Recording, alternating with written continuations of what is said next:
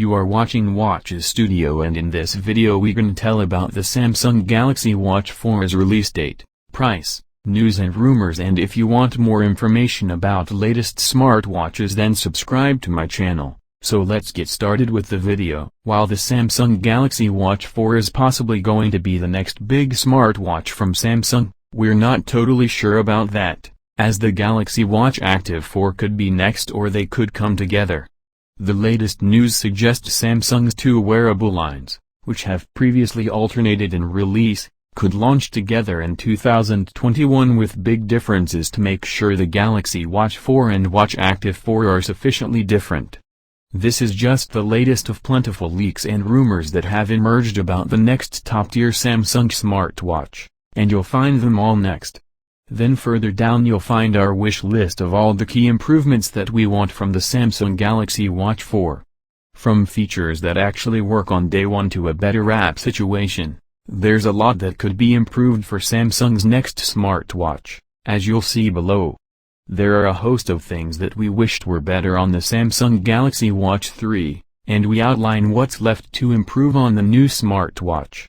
We've also included an educated guess at when we're likely to see the Galaxy Watch 4 and what it might cost.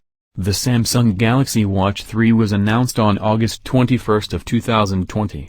There wasn't a Galaxy Watch 2, but the Samsung Galaxy Watch Active 2 was announced on August 5 of 2019, and the original Samsung Galaxy Watch was unveiled on August 9 of 2018. With all that in mind, you would think that the Samsung Galaxy Watch 4 will be announced in August of this year. However, the latest leaks to hit the web suggest it'll be in the second quarter of 2021, so April, May or June. That's also in line with a leaker who in early May claimed the wearable was coming soon. Whenever it's announced, it will probably be another 2 weeks or so from then to when it's actually released. So don't expect to have the Galaxy Watch 4 on your wrist before late August. As for what the Samsung Galaxy Watch 4 might cost, there aren't any rumors there yet, but it might well be similar to the Samsung Galaxy Watch 3, which starts at $399, £399, $649 for the smaller 41mm model, and $429, £419. $699 for the larger 45mm one, with the price rising in both cases if you want LTE connectivity. A leak has detailed the possible software of the Samsung Galaxy Watch 4, saying it will run Wear OS but with a new interface that's closer to previous Galaxy Watch models than typical Wear OS wearables. Apparently it will also have a walkie-talkie mode. So far there aren't many Samsung Galaxy Watch 4 leaks, but one big one is that it might run Wear OS rather than Tizen. That comes from Ice Universe, a leaker with a decent track record, who claims that Samsung's new watch will switch to Android, presumably meaning Wear OS. That rumor has been backed up by a second leak, which suggested the lack of a Tizen App Store was the reason Samsung was ditching it. Of course, even if they're right they don't mention the Galaxy Watch 4 by name. It's possible that the new watch in question could be a new Galaxy Watch Active model. However, there's growing evidence that some Samsung smartwatch will run Wear OS, as mention of a device codenamed Merlot has also been spotted alongside the words Wear OS and Samsung source code. We've also heard the same claim from another source, who adds that the Samsung Galaxy Watch 4 will have a similar design to its predecessor, complete with a rotating bezel, and that it will be available in the same colors as 2021's Galaxy Z. That last bit is deeply unclear, both because no Galaxy Z models have launched yet this year, and because it's not clear whether they mean the upcoming Galaxy Z Fold 3 or the Galaxy Z Flip 3. However, rumored colors for those phones include black and green for the Fold 3, and black, beige, green, and light violet for the Flip 3. Elsewhere, Sam Mobile has also said the Galaxy Watch 4 will run Wear OS, but added that it will be overlaid with a new version of Samsung's One UI, leading to an interface that looks similar to the one on previous models, despite the operating system change. The site also claims in the same report that the Samsung Galaxy Watch 4 will have a walkie-talkie feature and a rotating bezel. In other design news, we could see the Galaxy Watch 4 have to change its shape and size to accommodate batteries from a new supplier. It's yet to be seen if there are any benefits to the battery being changed, though it's most likely part of an agreement between Samsung and ATL, who partnered up in 2019 again after the companies cut ties in 2017 over Galaxy Note 7 fires.